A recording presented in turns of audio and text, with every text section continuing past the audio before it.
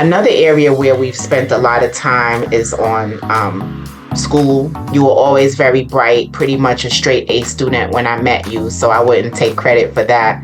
But we have been working on your career goals and your future aspirations. So let's talk a little bit about where we came from and where we are now. Before, I had no idea what field I even wanted to work in. Now I know that it's most likely health that I'm going to work in. And I didn't have any idea of like how much the salaries would be of certain careers, how many careers there is. So instead of like just doctor, nurse, and something like working at McDonald's, like those are like the three things that I always knew of. And now I know there's so much more careers other than that. And yeah. So at some point we started building and developing a chart, and I didn't even really tell you how to make the chart. I just told you to get it done. And as usual, you never disappoint. So let's share a little bit about the chart that you made and maybe talk a little bit about how it started and what it all means. You have to enable screen sharing. Okay, you should be good now.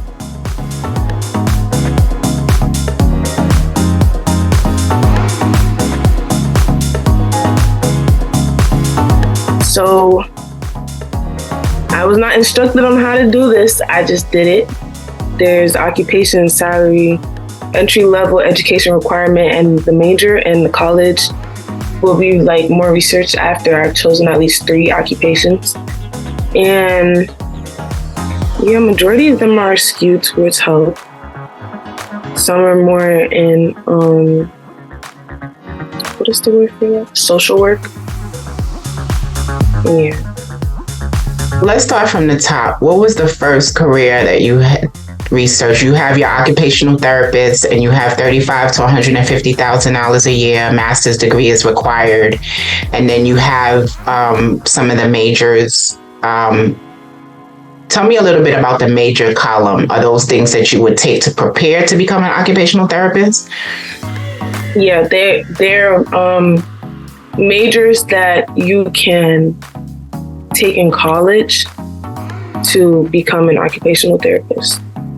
Okay, so scroll down. I see you have respiratory therapy, physical therapy, speech pathologist, and I noticed a lot of your careers, they are in the 100,000. So you plan to work hard and capitalize on that. The actuary one was something that we spoke about because, like you said, a lot of young people, the first thing they think about is doctor, nurse, and maybe music, right? So what did you find out when you did your research on the actuary profession? When I did my research on this one, it was kind of weird because I found something that goes to all of the STEM things that I'm good at. I'm good at math and science, and it definitely, your majors are mathematics and actuarial science. Like those are 2 things that I know I would excel in. So I was kind of surprised that there is a career that somewhat would basically kind of fit me. Okay. So as we scroll down, I see you have forensics, criminal justice, social worker. We explored a little bit about the military, but then I don't think your parents were happy with that one. So we'll stick to the other 12 up at the top.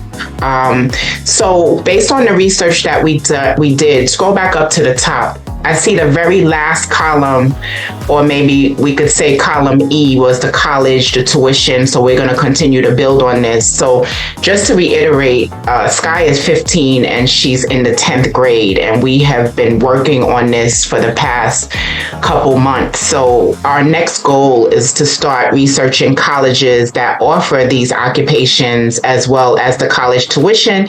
And I think probably in category F, we could probably put scholarship opportunities. So that's going to be something else that you could look into. So you could stop sharing unless you wanted to say anything else about it. Did you have anything else to say about this? No, I didn't have anything else to say. Okay. Yeah, so thank you so much for sharing that, Skye. I think that will be helpful maybe for some other students who don't have any idea in terms of what they want to do. We also did some research about dual enrollment. You want to tell the students a little bit about what you learned about dual enrollment? I learned that it's a program that you can do through the summer, and you can also continue throughout school. If you are a senior doing a dual enrollment, then you go to your regular school the first in the morning, and then afterwards you the college that you're enrolled in for dual enrollment. And it's not something that I would say is difficult. You're more working towards your credits for college just to make it easier on yourself. You could either graduate in 3 years, or if you're planning for something that's more rigorous, then you've already built up credits so that when you're in college, you don't have to go through the minuscule stuff.